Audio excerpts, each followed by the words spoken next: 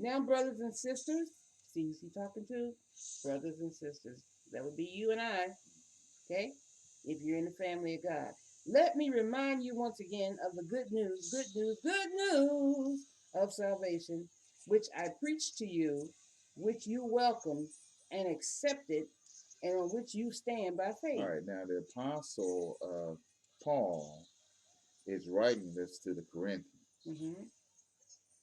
And so he's reminding them of some things, specifically because some people that came through the land and challenged their faith. Right. Keep that thought on hold. Okay. Verse 2. By this faith you are saved, born from above, spiritually transformed, renewed, and set apart for his purpose. That's what salvation means. Reborn from above, spiritually, not physically. You got your same body, you look like you, but you were changed from within. You were made alive unto God, renewed and set apart for his purpose, sanctified. Yeah. Sanctified means set apart. He's not going to set you apart. He's already done it. Yeah. This is not a ceremony. This is not a service. This is, it's already mine. I'm already set apart for his use. Yeah. I'm already sanctified. That's what it is. Okay? If you hold firmly to the word which I preached to you, that's your part of this equation. He preached the word. He tells us what God is doing, what he did when we were born again spiritually.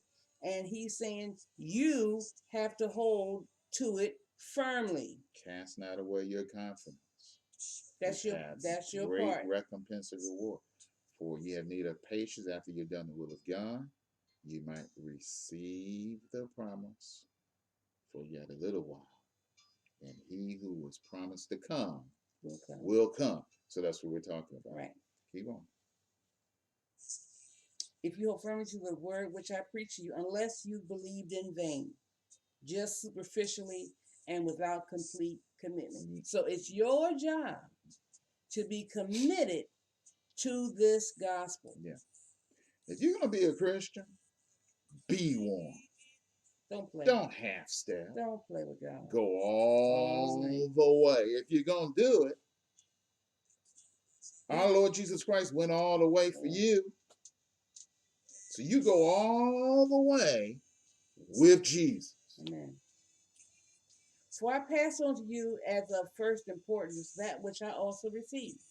This is the same gospel that he's preaching. He received the same gospel. Yeah. Okay? That Christ died for our sins according to that which the scriptures foretold. What scriptures is that? The Old Covenant. Yes. Okay? The Gospels in the Old Testament. Yeah. And that he was buried and that he was bodily raised on the third day according to that which the scriptures foretold. Same scriptures. Old Testament, that's all there was. They were writing the New Testament.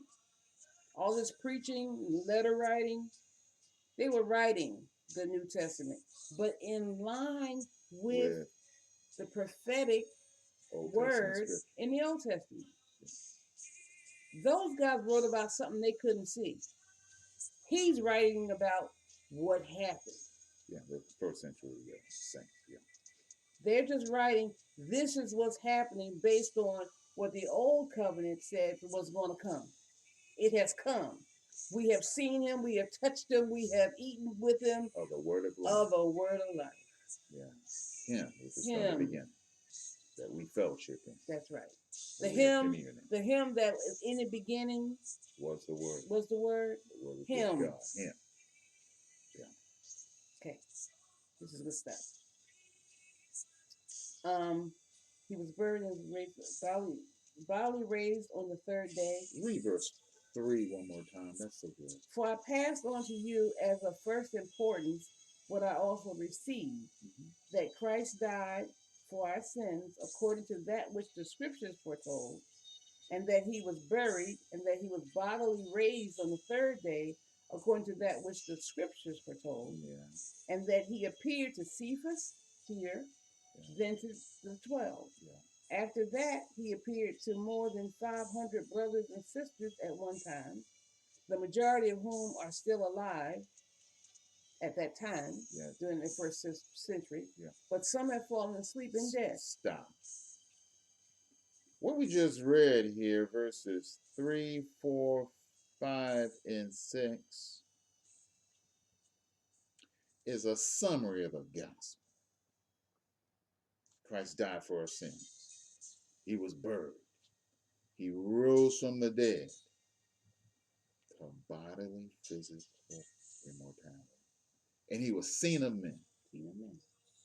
That seen of men part is very important, specifically for that first century time there, because there was so much talk during the land about the impossibility of physical bodily immortality through resurrection. But even before Jesus' death, burial, resurrection, there was a group of it was a religious sect of the Jewish religion, Sadducees, who did not believe in bodily resurrection at all, even though it was talked about in the scripture, the Old Covenant, the Old Testament scripture, Isaiah, and so like they denied the scripture. Yeah. Which was, how they supposed to do all the law and all that stuff. That was in the book. And so they denied that. So when Jesus showed up, they already had in their mind there was no such thing as a resurrection. So they was not going to buy into that at all, because it was just against their belief system. Okay? Yeah. Verse 7. Then he was seen by James, then by all the apostles, and last of all, as to one untimely, prematurely, traumatically born, he appeared to me also. Okay? So me, Paul. Yeah, Paul, yeah. When he was yet Saul, he had that encounter on the road to Damascus. Jesus showed up and said, "Why are you persecuting me?" Jesus wasn't separating himself from his body, and he's still not separating himself from his body. Yeah. We are still the body of Christ. The fullness. The fullness of him.